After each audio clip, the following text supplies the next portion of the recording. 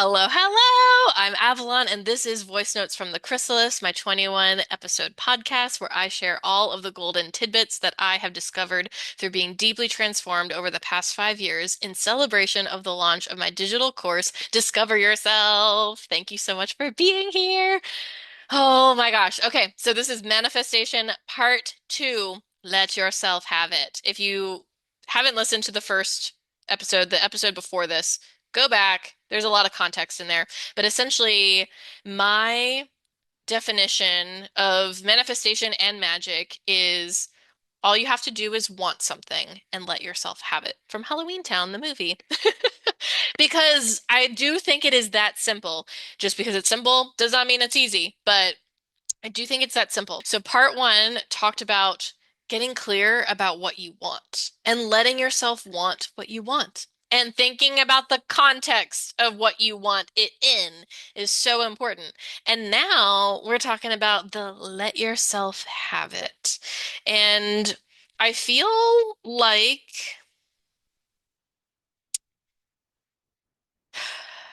to some extent, the human in us is not going to like this, because once we get really clear about what we want, I highly suggest that you create a vision, like something that you can tap into and close your eyes and place yourself there, and you can see, smell, and touch with your imagination what your experience is of having that thing. Regularly revisit that vision and act as if you right now are that version of you that has it. So as an example, if you're a business owner, you want your business to make $1 million in a year. You have your vision, you know what context is important to you. What would the version of you that is that business owner that makes $1 million in a year, what would she be doing right now? And are you doing it? What does her life look like? What does her morning routine look like? What, how does she spend her money? How does she spend her time? How does she prioritize herself? How does she prioritize her work, her hobbies, everything? Think about that. And not all of those things will be achievable for you to do right now, but some of them will be. Some of those things will be achievable. Does she drink, you know, a gallon of water a day? You can start drinking a gallon of water a day, and you are then one step closer to being her. Does she prioritize going to sleep at a certain time? Does she prioritize waking up at a certain time? You can probably do that now. Does she have her bills on auto pay? You might be able to put your bills on auto pay. Like whatever it is. Maybe she has a ton of plants. And even if you can't afford a ton of plants, there are propagation swaps in lots of cities, including my teeny tiny town. It's not actually that teeny tiny, but you can swap plants with people and acquire a bunch of plants. You can save dead, decrepit, dying plants from Lowe's for dollars instead of like $20 for a plant. You can buy them on steep discount when they are very visibly dying, and revive them. Like there are ways to do things. And yes, maybe you'll have to get creative because you're manifesting. I really, really believe that by deciding that we are that person who has that thing, it is just a matter of time until that thing shows up, or at least the feeling of that core desire being met. So, like, yes, is it possible that this imaginary business owner who wants to make $1 million in her business, like, sets out to become this person? And maybe in reality, her business does not make $1 million in that year. But do you think that she's closer to making $1 million in her business? Probably. Do you think that her life is better because she made those decisions? Probably. Like, regardless of what actually happens, we very clearly want that reality. And to some extent, like, we have to go on the journey of finding out what it's like to move towards that thing. And maybe it will come towards us. Maybe that's not actually the thing we really, really want, and we're supposed to discover that along the journey. But we have to start, and we have to start somewhere. And the best way to do that is start acting like you have it and give yourself the experience of having it, even if it is just sitting in your bedroom with your eyes closed and imagining it.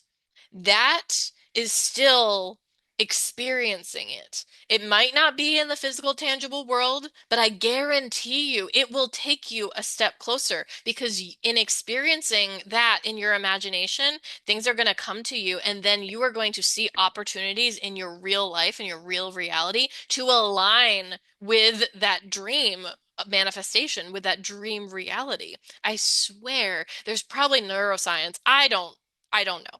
But this is my lived experience and how I have manifested, geez, like the apartment that I'm sitting in, especially, like I just knew that I was going to live in this particular neighborhood. I was going to be in a one bedroom, not a studio, not a two bedroom. I was going to have access to a porch and a backyard, and I do, all for a very affordable price considering the city and neighborhood that I live in.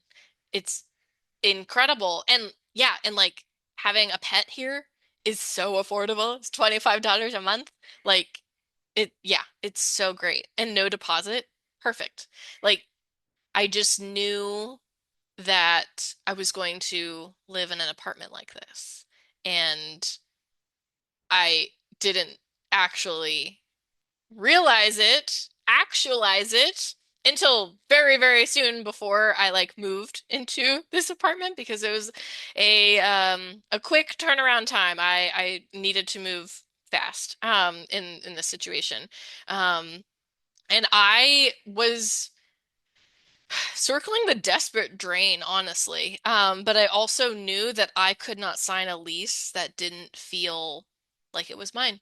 So that was a huge practice in letting myself have what I want. And that also meant saying no to the things that weren't mine. There were at least three apartments that technically checked the boxes, but did not feel right. Either like the landlord was way off, the layout would have been actually impossible for there to be any feng shui, which is important to me. We can talk about that another time. I'd love to talk about feng shui. Yeah, or what it would have been in a location that would have been really inconvenient. Yeah, there were so many things, and in that pressure cooker, still had to hold the vision and watch Zillow and Craigslist like a hawk. And when this apartment listing came up, the person had not even moved out. They just put up a listing because they had given notice. And I was the first person to message them. And the second they moved out, I was the first person to see it because I was on that property manager's case. God bless her. She is actually the best property manager I've ever had. That's the other thing. I've never had a worked with a property manager and not like just the landlord directly. And it's been great. She's fantastic. No notes, no critical feedback. Incredible. So, yeah, I held the vision and I got to have the apartment that I knew was meant for me, even in that pressure cooker, time sensitive environment that I was in. So, yeah, as much as possible, like, I think just taking little baby steps towards letting yourself have what you want is the other half of the equation. And eventually, either the thing will show up or something better will. Or at the very, very least, you are just going to become the person who has it, whether you actually have it or not.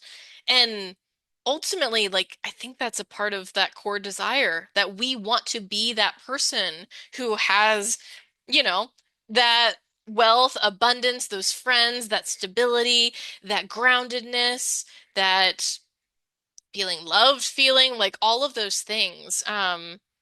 Yeah, that's ultimately we can become that person and the things will show up. The opportunities will arise because I really do think that the world meets us as we are and as who we are.